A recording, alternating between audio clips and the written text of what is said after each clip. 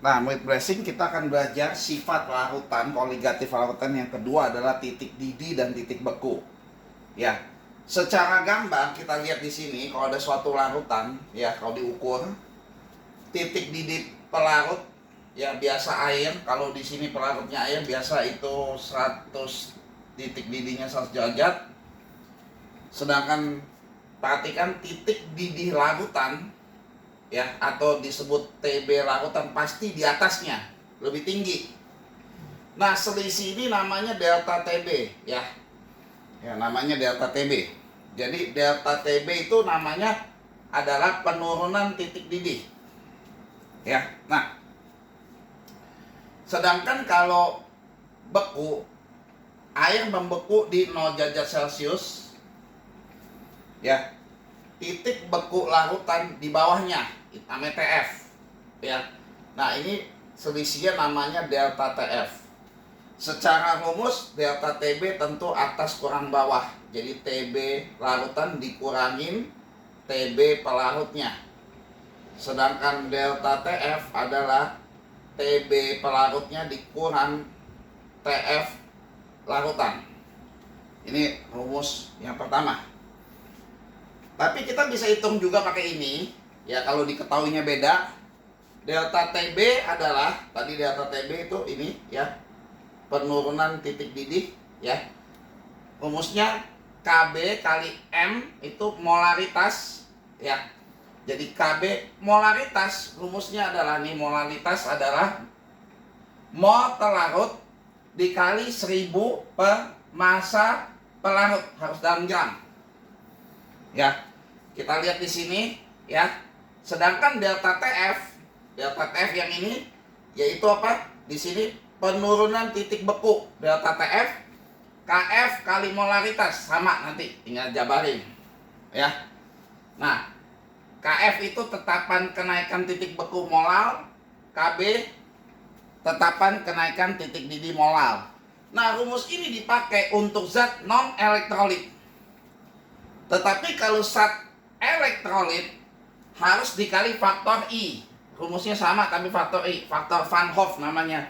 Dimana I rumusnya 1 plus N min 1 kali alfa. Nanti kita akan bahas contoh soal. Kita ambil dulu non elektrolit.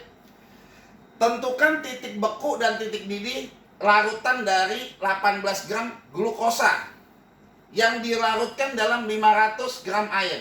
Tentu glukosa adalah zat terlarut dan air adalah pelarut. Dikasih tahu ketetapannya, KB-nya segini, KF-nya segini. Ditanya, nah untuk menghitung titik beku, ya, titik beku kita hitung dulu deltanya selalu, ya, delta TF. Delta TF, ya, artinya TF tadi titik beku, penurunannya kita mesti masukin dulu KF kali M. KF-nya adalah di sini adalah 1,86. M adalah apa? Molalitas glukosa. Di mana molalitas rumusnya apa? Kita udah belajar tadi, molalitas adalah nih mol terlarut kali 1000 per massa pelarut. Jadi mol terlarut yang terlarutnya adalah glukosa. Jadi molnya massa bagi mr. Jadi 18 bagi mr-nya 180, ya.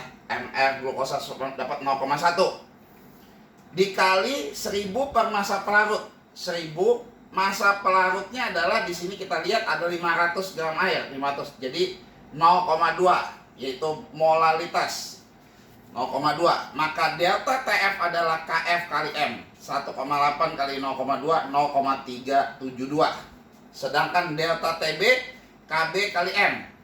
KB-nya udah tahu di sini 0,52 dikali 0,2 0,104. Perhatikan di sini titik beku, ya, rumusnya tadi titik beku kita belajar titik beku larutan, ya, larutan nih pasti di bawahnya titik beku air, sehingga pasti rumusnya lihat karena di bawahnya, sedangkan air udah 0 derajat jadi bawahnya arti minus. Arti titik beku rumusnya adalah titik beku larutan dikurang delta TF. Jadi titik beku pelarutnya 0 dikurang delta TF 0,372, hasilnya minus 0,72. Sedangkan kalau ditanya titik didih, lihat titik didih pasti di atasnya, titik didih pelarutnya. Artinya titik didih larutan rumusnya titik didih pelarut ditambah delta TB. Ya, titik didih air pelarutnya air 100, delta TB-nya tadi kita hitung, delta TB-nya 0,104. Jadi 100,104. Demikian.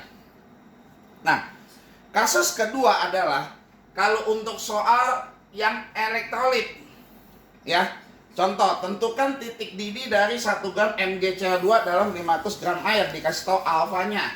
Oke, kita tinggal masukin dulu kalau mau titik didih, ya, kita cari dulu delta TB, boil, ya, didih, ya.